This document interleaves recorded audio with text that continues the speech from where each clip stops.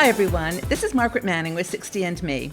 This is the place where women over 60 come to be inspired. My guest today is Kathleen Petticord. Kathleen is the founder and publisher of Live and Invest Overseas, and it's a great publication if you're thinking of making that move. And she's spent 30 years of her life traveling the world and looking for great places to live and retire. So welcome, Kathleen. Hello, thank you. It's great to be here. It's really great to have you here. I've got so many questions for you from our 60 and Me community. As you know, we've got a group of women, about 50,000 of us all over the world. And Great. It's great. And many of our women are in the age where they're looking to make a change in their lives. They're in that shift where families have left home, jobs have ended, husbands have left perhaps, and they want a change. So they know where they want to go. They found a perfect country in Latin America, like you're in Panama, but they really can't stop working. They're not in a position to buy a property abroad or to really give up working. I'd love you to help us to understand how that impacts the decision to live abroad. It's a great starting point for a conversation, and I think the good news is that it's very possible today. It's easier than it ever has been, ever in the history of the world, to do what you're describing, even if you don't have set aside some arbitrary lump sum or some arbitrary amount of monthly pension or retirement income. And that's the discussion, the conversation about when to retire has always been tied to, well, when you have X amount set aside, when you have X amount invested to throw off a dividend of X, or when you have X income per month because of Social Security, pension, IRA, whatever you have. And I think that in today's world, that's not the way to look at this. Today, the way to look at it is, okay, how much money do I have? Whatever that amount is, even if it's a very, very small amount, if I stopped working, what would I have? And where would I like to go? And then if the amount you have isn't enough to support you living in the place you'd like to go, unless of course you have $400 a month and the place where you'd like to go, reasonable budget would be $4,000 a month. That's probably a big gap. Yes. And you might want to consider other options. But it normally isn't that way. If you stopped working and you take stock of everything you have, most everyone at this stage of life has some reasonable amount of something, assets or pension income or Social Security or something. Then look at places that you might be interested in spending time. And there are lots of places that we talk about where you can live on $1,000, $1,200, $1,500 a month. Yeah. That's okay. So say you have $800 a month and the place you want to live has a reasonable budget of $1,200 a month. That gap of $400 is no reason to think I can't do this. $400 isn't that much money. And I put on conferences, usually one a month, and we had a relatively big one in Orlando last month. We had about 350 people there looking at this idea. And this was a very common question. And especially it would be women who would come up and say, you know what, Kathleen, I want to do this, but I need just a little extra. I think I have enough to live in Ecuador or Nicaragua or Thailand or fill in the blank, wherever I want to go. But I'd like to have a little bit more as cushion. Or I'm not sure I have quite enough. I only need $300, $500 more a month and I'd feel very comfortable. What do you think? What I think is that's very easy to figure out. You're not going to probably get a job, but who wants a job at this stage? Although you could get a job teaching English as a foreign language across Latin America and Southeast Asia. That's very easy to do. There's a great demand for English language teachers. And your only qualification really in most cases is that you speak English as a first language and you have a college degree. It doesn't have to be a college degree in teaching, just a college degree in anything. And I know in Latin America that would get you a job. And that could be very fun. Yeah. So what you're basically saying is, if you have got a desire to relocate, you want to reinvent yourself, you want to be in a new place, experience a new culture, reduce your cost of living, you should go ahead and do it if there's a reasonable gap. Now, exactly. Okay, let's assume that you've got a reasonable gap and you know that you can continue to work online in some format or another. I agree with you that there's so many opportunities now with companies like, well, it's not called Elance anymore. It's called Outwork, I think. There's a few of them where you can, if you're a writer, you can write. If you, Exactly. and those are the types of online businesses. What about when you get there, in your experience, what is the infrastructure like in terms of internet and places where you could go and work, maybe rent a desk, or if you didn't have Right. that in your home? That's a really good consideration. If you know that in your new life, wherever you decide to launch it, you're going to want to earn some side income to supplement whatever retirement money you have, then you want to take that into account. And the answer is that the level of that kind of infrastructure support varies widely. Here in Panama City, it's like being in any U.S. city. So the internet, the office support, even staff, English speaking, educated staff, if you actually want to take the step of starting a business where you'd actually employ someone, which is another step in this, and it's way easier not to, but maybe you're up for that. And some people see that as a challenge. I do. I find that fun, although some days not so much fun. But no, usually it's fun.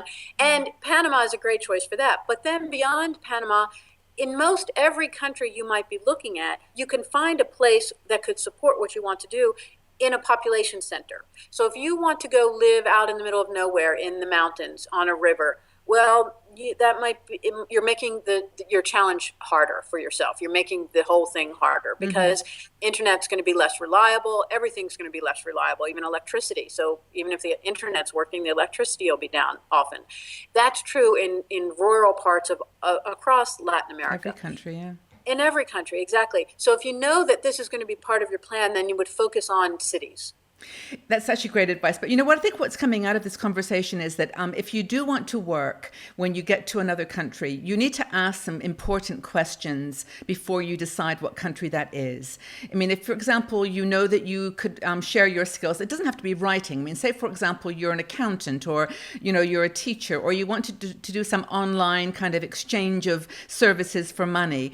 You've got to have internet. And it's a tough question, though, because people will often say, "Oh, yeah, we have great internet here," but then you have to, like you suggested It's like earlier. people say everybody speaks English. Exactly, you have to go. And right, and so right, they may have great internet, but that doesn't mean 100% of the time the internet is always great everywhere. It can mean that in certain parts of the city, for most of the time, the internet's great, or that you have access to great internet, but when it rains, it goes out. These are sounds like I'm making that up, but that's true in a lot of Latin America, for example. Well, I think you have to ask the question. I mean, and also I think that you have to also decide how you're going to adjust your standard of living or your way of living to make what you've got work. I mean, are there things that you're doing now? For example, shopping. People say in Switzerland that it's very expensive. Well, it is expensive to live here, but I've found the markets, the farmers markets, and buying foods that are in season instead of imported Definitely. stuff. There's just ways you can change your lifestyle. We talk about that as it's an important question to ask yourself at the start of this whole conversation you're having with yourself and your significant other if you're going to move with someone else. How local are you willing to go? Because that will dictate really your budget. It makes a big difference in your budget.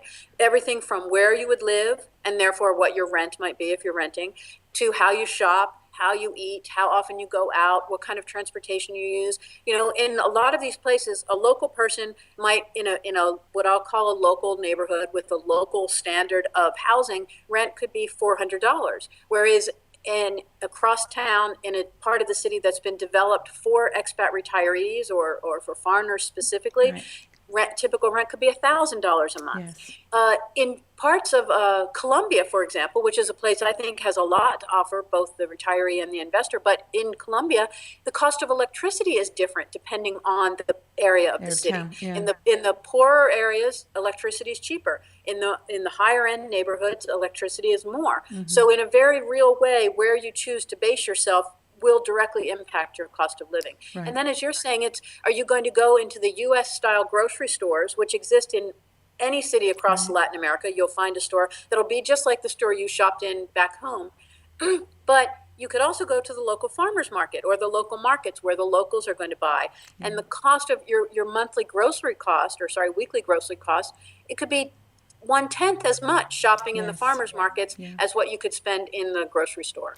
I think that this is a great conversation, though, because I think that it really is saying that you can shape your life any way that you want, but if you want to have a life in a beautiful place with sun and beaches, they folks can check out your website and have lots of options. I think you've got like 21 different countries that you have analyzed, and you have people in on the ground in those countries writing That's about right. the practical aspects, like we're talking about here. But if you want to do it and you want to do productive work, there are questions that you can ask to make sure you aren't disappointed. Now, Yeah. one example I was going to give you before we close is that I know in a lot of countries in the world, certainly in like Bali and Thailand and other Asian countries, they have what they call hubs.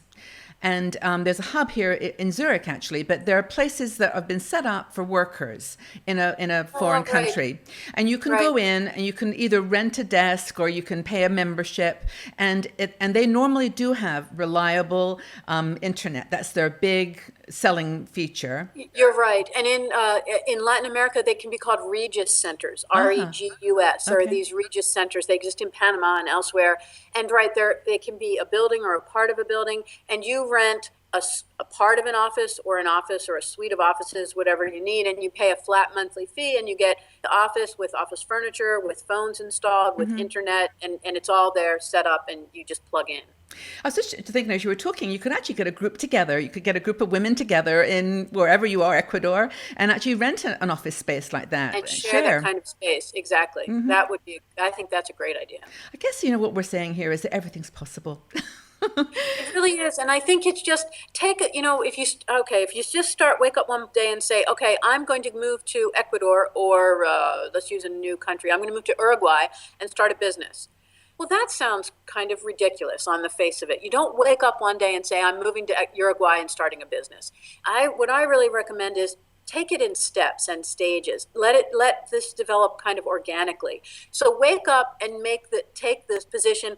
I'm going to make a big change in my life. I'm Yeah. moving overseas because I think there'll be lots of benefits, lots of exciting challenges, and I'm going to reinvent my life. I'm going to live better for less and have a whole new adventure in the bargain. Okay, that's a great starting point. Then where are you going to go and what are you going to do when you get there? Let that evolve in stages. Otherwise, if you try to deal with this too fast, too much all at once, it will be intimidating and it probably won't work out. Great advice. Okay, well, I'm going to close on that because I think you've said it so perfectly what people need to consider if they want to have a beautiful, fun in the sun retirement place and also do productive work. I think it's possible, but I like you say, stages. But I would advise everyone who's watching to check out Kathleen's website, liveandinvestoverseas.com. It's got great information on, I think, 21 or so countries and reminders about all these practical things you need to consider. So thanks a lot, Kathleen. Again, great advice and wonderful to Thank you. chat. Great to talk to you. Thank you very much. Thank you so much.